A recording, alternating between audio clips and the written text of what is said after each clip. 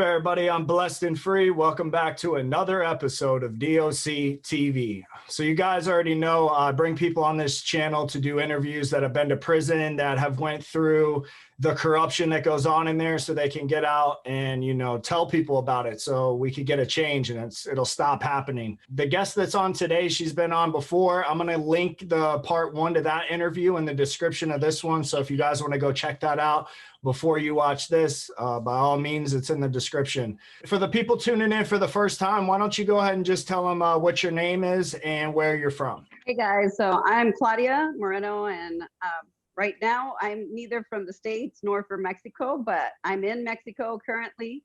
I want to say thank you for watching. Thank you for coming back a second time if you're coming back a second time to watch the second part of it. So you got a pretty crazy story. So I know a lot of people want to hear about, what happened, and that's what we're going to do today. So the last time when we did part 1 to the interview, the last question I asked you was, what was the craziest thing you saw when you were in prison? So by all means, let's hear it.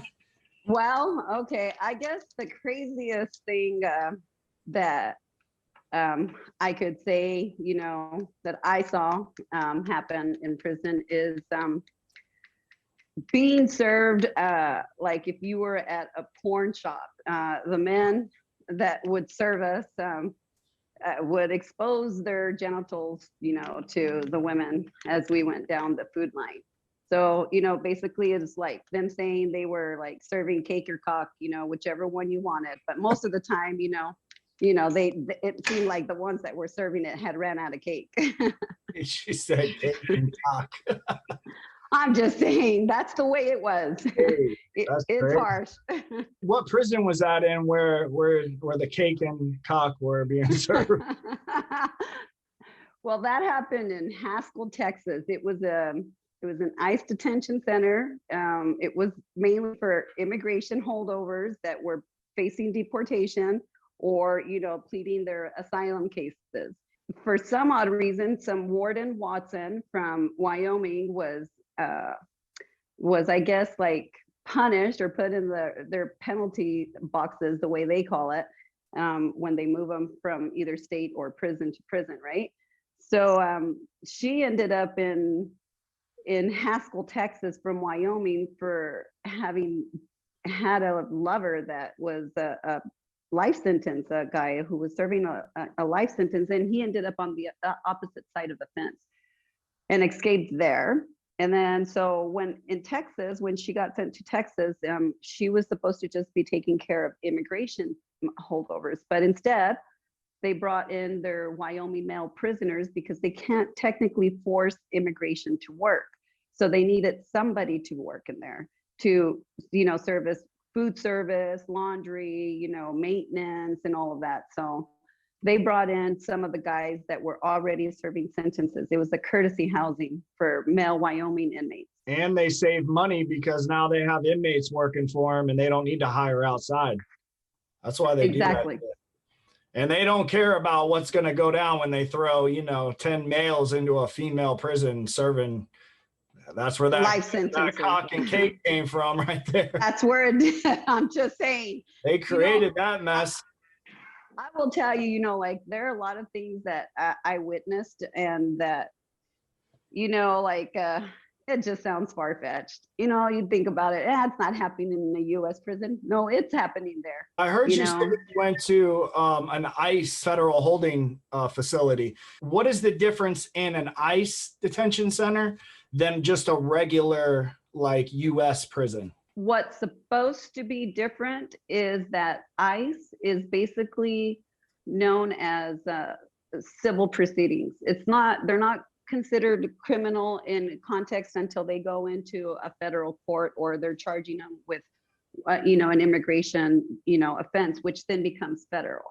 You got to understand that Haskell, Texas is population of at that time, maybe in 2004, it was about 500 or 800 people. So it's a very small town, and they were able to land that contract with with the Emerald, I believe it was at the time. And they landed a contract. It was supposed to be ICE holding facility.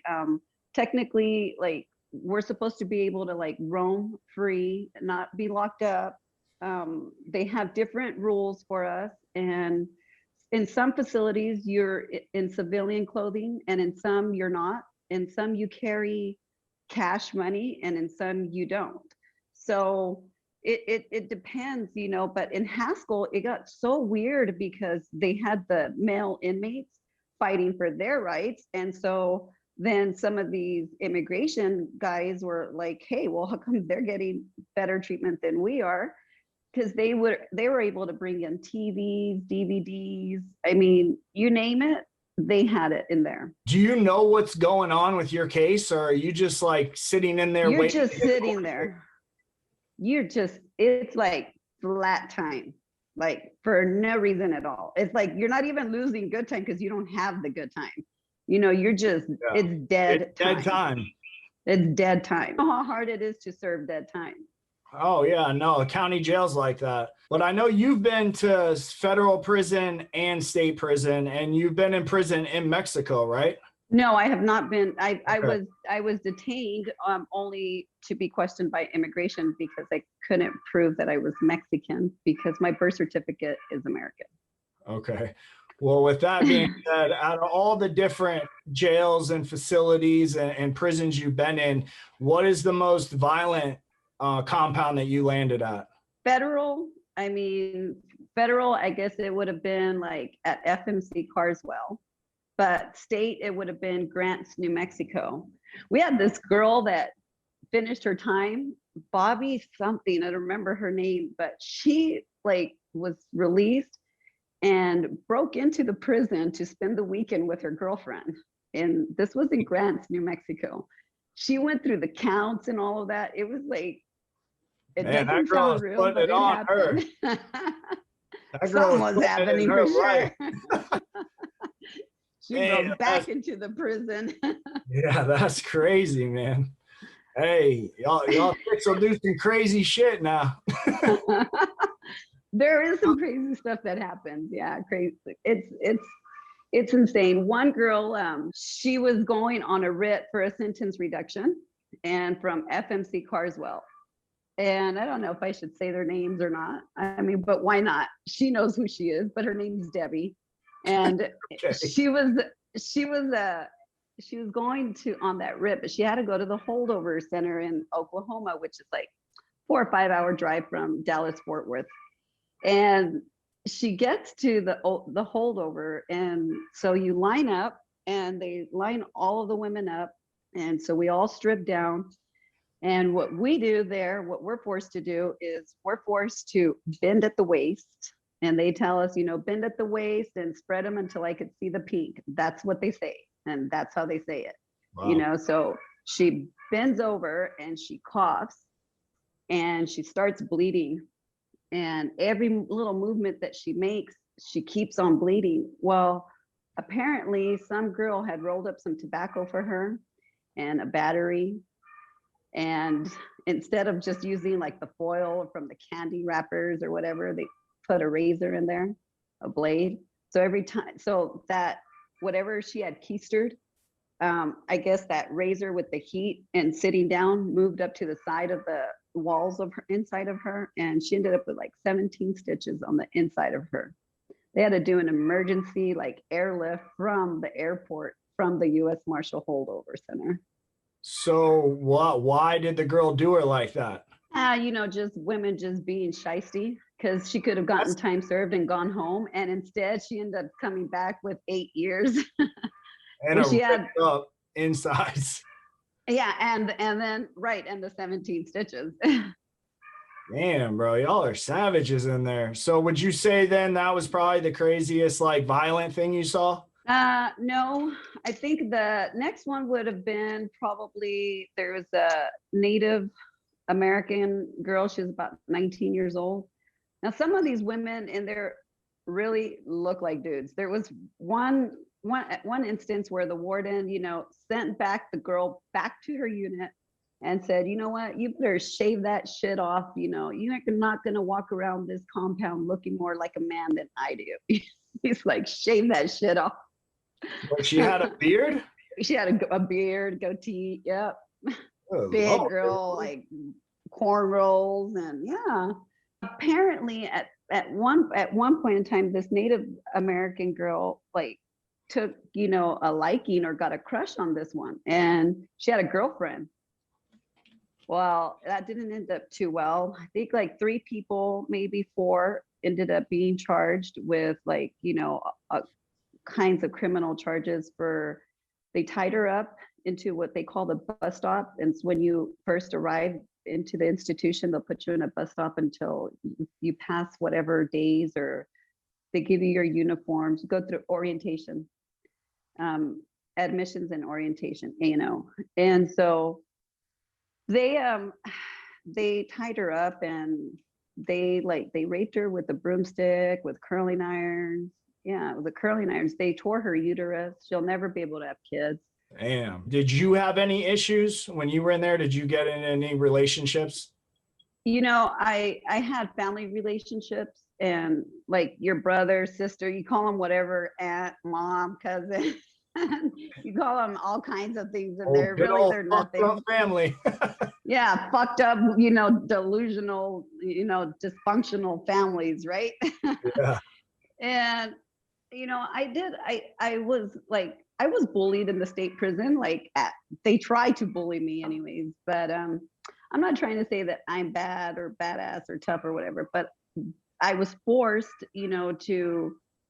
to learn to deal with a lot of pain and torture in my county time, which is what you call the dead time, right? During the time that I was in county, and from 98 to like almost 98 and 99, yeah, those were pretty tough, because I was like in the male observation cells of the facility with no cameras back there, like just different like things that would happen in the different facilities.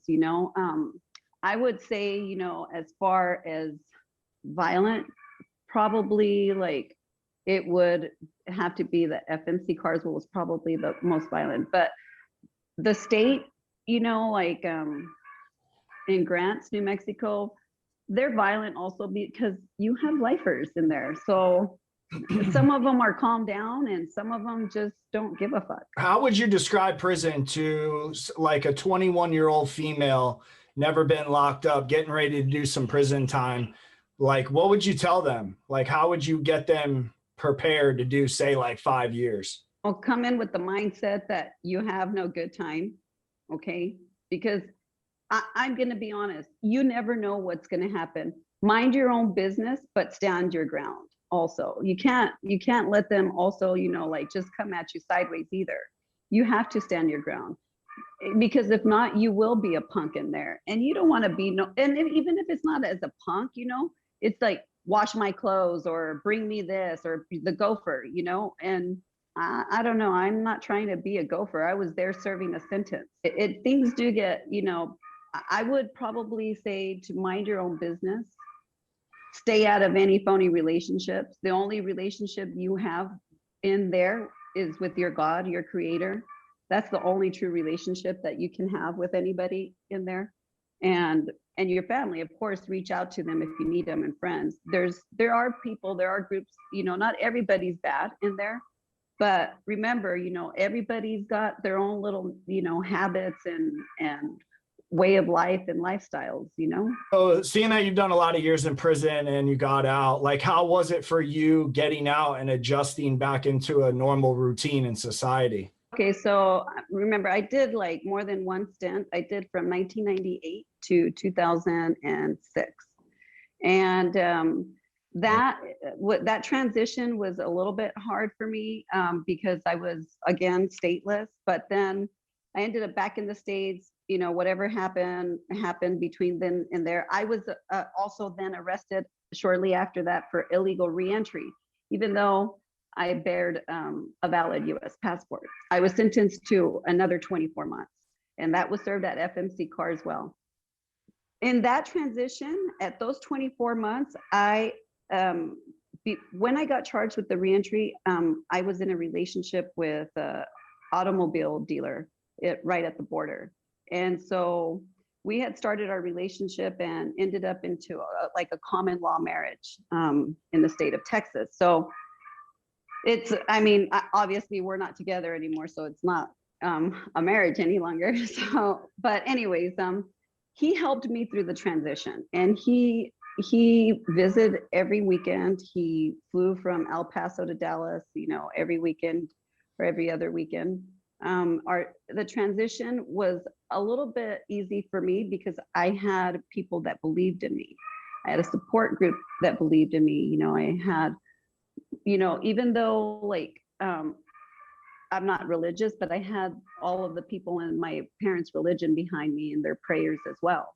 And so I believe that with that said, and by obviously by example of my parents, I try to follow in their footsteps. I've never like been this hardened person. I think this life chose me. I didn't choose it. You know, it's just unfortunate that circumstances, you know, happen one after another. It's hard to change when you don't have a support system, and a lot of people don't when they get out, and they end up right back in there, and then that becomes their new home, and getting free is like, you know, they Right. like flip-flops, you know what I mean? You know, I've known women that would go and violate like that same day that they were released because their family is prison or their life is prison. Like they were really institutionalized. They had nobody, no kids, no parents, no brothers, no sisters. And so all they knew was prison. Like Darcy Pierce, you know, she's the one that cut this one baby out in Albuquerque out of this one lady with a key. Yeah, crazy stuff. I guess I mean, I've been in some places with some very violent women. Yeah, you know. I'm not gonna say that all men are violent. No, just like not all women are, you know, docile and you know, like prissy, you know. I don't think that our gender dictates, you know, our mental capacity and or any mental challenges that we may have. Yeah, that's true. Anyone can be an asshole. Yeah, anyone can be. I could have let, you know what, I could let all of these experiences make me an asshole. No, you did right. You changed your life around, and that's why I wanted to have you back on the channel. But I appreciate you coming back on and sharing your story. I know you got a lot of other stories, so who knows, maybe we'll have you back on in the future. Thanks for having me on, and God bless. Stay free, everybody. Stay positive. Positive vibes. It's DOC TV, and we're out.